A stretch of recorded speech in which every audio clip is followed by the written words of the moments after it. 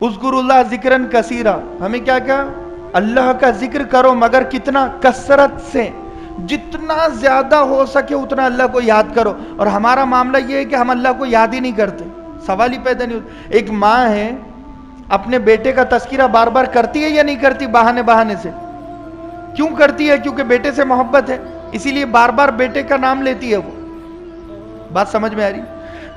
جب 4 عورتیں جمع ہو جائے نا تو ہر عورت اپنے گھر کے بیٹے کی بڑائی کرتی ہے، ایسا بتاتی ہے کہ جیسا اس کا بیٹا حضرت جنید بغدادی ہے۔ اتنی تعریف، میرا بیٹا تو ایک نماز نہیں چھوڑتا جی، تکبیر اولیٰ کی پابندی کرتا میرا بیٹا تسبیح کبھی چھوڑتا نہیں۔ دوسری بولے گی میرا بیٹا کبھی حلال حرام کے قریب نہیں گیا، ہمیشہ حلال رزق کھاتا ہے۔ سب ایک سے ایک بڑائی کرے گی۔ اور اگر دنیا کی مجلس ہو تو میرا بیٹا 10,000 کماتا ہے، اور بازو والی بولی کہ نہیں 10، میرا بیٹا تو آدھے دن میں اتنا کما لیتا ہے، 20,000 بڑائی کرے گی محبت کی وجہ سے۔ تو اللہ کیا کہہ رہا ہے کہ جو مجھ سے محبت کرے گا وہ کس کی بڑائی کرے گا؟ میری بڑائی کرے گا، اللہ کی بڑائی کرے گا۔ بھئی اللہ سے ہمیں محبت ہے نا، اللہ کی بڑائی کرتے ہیں ہم؟ نہیں کے برابر کرتے۔ بھئی کب ہم نے یہ کہا کہ بھئی یہ جو آسمان ہے نا یہ میرے اللہ نے بنایا، یہ جو زمین بچھائی ہے نا یہ میرے اللہ نے بچھائی ہے، یہ جو سورج دکھ رہا ہے نا ہزاروں کروڑوں اربوں خربوں سالوں سے جو روشنی دے رہا ہے یہ میرے اللہ کا بنایا ہوا ہے، یہ جو چاند ہے چاند کی چاندنی سے میں فائدہ اٹھا رہی، یہ میرے اللہ کا بنایا ہوا ہے، یہ جو ہوائیں چل رہی یہ میرے اللہ کی چلائی ہوئی ہوائیں ہے، یہ سمندر میری اللہ کی قدرت کی نشانی ہے، میں اللہ کی قدرت کی نشانی ہوں، میری ہر سانس ہر ذرہ اللہ کی قدرت کی نشانی ہے، میرا باپ اللہ کی قدرت کی نشانی، میری ماں اللہ کی قدرت کی نشانی، میرا خاندان اللہ کی قدرت کی نشانی، میرا ملک اللہ کی قدرت کی نشانی۔ کب ہم نے ایسا دیکھا دنیا کو؟ نہیں دیکھا۔ تو بھئی اللہ سے محبت ہے تو کرو ذکر، سبحان اللہ، الحمدللہ، اللہ اکبر۔ شیطان 2 جملوں سے بڑی تیزی سے بھاگتا ہے، جب مؤذن اللہ اکبر کہتا ہے نا اتنی تیزی سے بھاگتا ہے کہ اس کی ریح خارج ہو جاتی ہے، اور ایک لا حول ولا قوت الا باللہ العلی العظیم، اس جملے سے اس قدر وہ بھاگتا ہے کہ واپس آنے میں اسے 40 دن لگ جاتے ہیں۔ بات سمجھ میں؟ کتنے دن؟ 40 دن لگ جاتے ہیں۔ اب بتاؤ اگر کوئی لا حول ولا قوت الا باللہ کی تسبیح پڑھے تو پھر شیطان آئے گا اس کے قریب؟ ارے بھائی نہیں آئے گا۔ لیکن ہم تسبیح کچھ دوسری ہی پڑھتے ہیں، ہمارا پیسہ پیسہ پیسہ پیسہ پیسہ پیسہ پیسہ پیسہ، یہ تسبیح ہماری ختم ہی نہیں ہوتی۔ جہاں گئے وہاں بیچارے روتے ہوئے لوگ نظر آئیں گے، قبر کے لیے رو رہے ہیں، آخرت کے لیے رو رہے ہیں؟ نہیں۔ ارے میری نماز چھوٹ گئی، کوئی روتا ہی ہے بول کر، ارے میری فجر چھوٹ گئی، بیچارہ کونے میں بیٹھ کر رو رہا ہے۔ بیوی رو رہی ہے کہ میری ظہر چھوٹ گئی، ماں رو رہی ہے کہ میری عصر چھوٹ گئی، بیٹا رو رہا ہے کہ میری مغرب چھوٹ گئی۔ کبھی روتے ہیں لوگ؟ نہیں روتے ہیں۔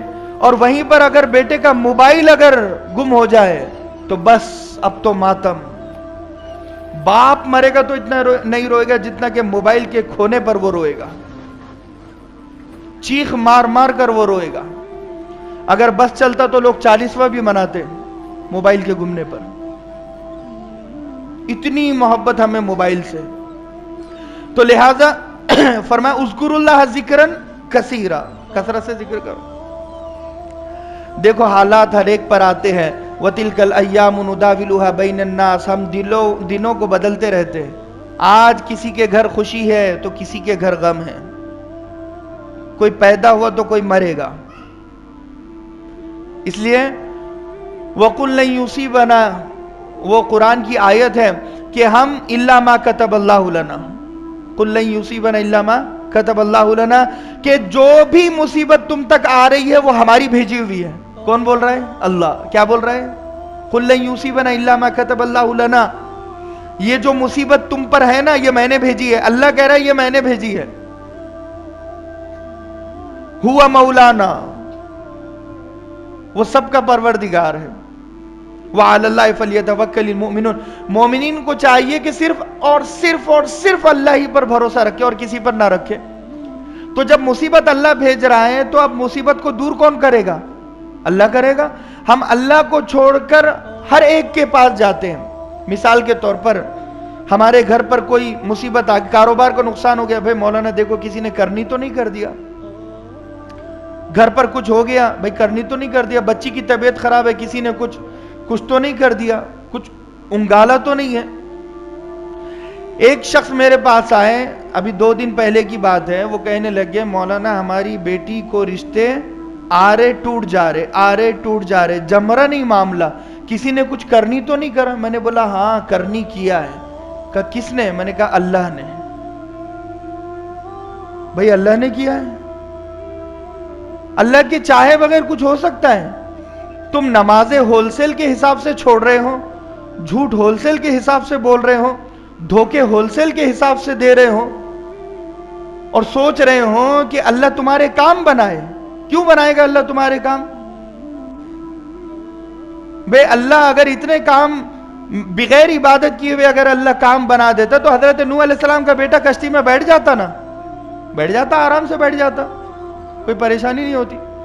تو لہٰذا یہاں پر فرمایا یہ سب مصیبت ہماری بھیجی ہوئی ہے. حضرت نوح علیہ السلام ربی انی دعوت قومی لیلا و نہارا, اے میرے پرور دن رات میں نے ان کو سمجھایا. 1000 سال تک آپ نے دین کی دعوت دی ہے, کوئی معمولی بات نہیں ہے. ان تسخروا منا, وہ ان کی جو قوم ہے نا مذاق اڑایا کرتی, جب یہ کشتی بنا رہے تو مذاق اڑا رہی ہے. کشتی کس کے لیے بنا رہے ہو؟ وہ کہہ رہے طوفان آنے والا ہے. کہا گیا پانی کا ایک قطرہ نہیں نظر آ رہا, طوفان کی بات آپ کر رہے ہو, لاؤ ہم بھی تو دیکھیں وہ طوفان کیسے آتا ہے. یہ کشتی بنا رہے ہیں اور پوری قوم کھڑی ہوئی انہیں پتھر مارا کرتی تھی. اس قدر پتھر مارا کرتی تھی کہ حضرت نوح علیہ السلام کو حضرت جبریل امین نے کئی مرتبہ پتھروں کے بیچ میں سے نکالا ہے. لگاتار پتھر مارے ہیں کہ پتھروں کا پہاڑ بن گیا, اور پہاڑ کے نیچے حضرت نوح علیہ السلام دبے ہوئے ہیں, سہمے ہوئے ہیں, ڈرے ہوئے ہیں. 1000 سال تک مذاق اڑایا کنٹینیو, 1000 سال تک ظلم و ستم کیا کنٹینیو, 1000 سال تک دین کی دعوت دی ہے continue. Back support, family support کچھ بھی نہیں ہے. ایک اللہ کی طرف دعوت دے رہے, ڈٹے ہوئے, جمے ہوئے, تب جا کر یہ دین ہم تک پہنچائے.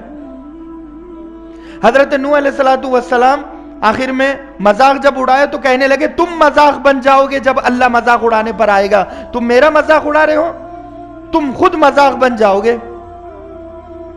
اور جب دعا کی ہے تو پھر آیا ہے عذاب, پھر طوفان آیا ہے.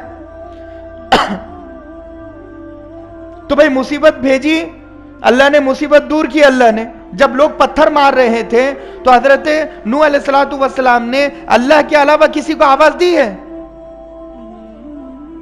وَنَادَ نوح, اور جب نوح نے اپنے پروردگار کو پکارا, بس بات ختم. پتھر پڑ رہے ہیں تو اللہ کو پکار رہے ہیں تو اللہ نے مصیبت دور کر دی, پتھر مارنے والوں کو ڈبو دیا, غرق کر دیا.